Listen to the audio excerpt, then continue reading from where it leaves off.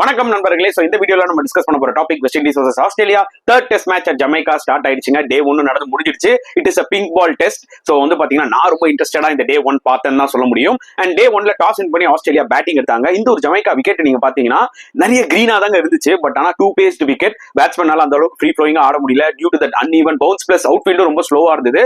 225 தான் ஆஸ்திரேலியா அடிக்க முடிஞ்சது. கேமரன் கிரீன் அண்ட் ஸ்மித் எல்லாம் வந்து பாத்தீங்கன்னா யூஸ்ஃபுல் 40s அடிச்சாங்க.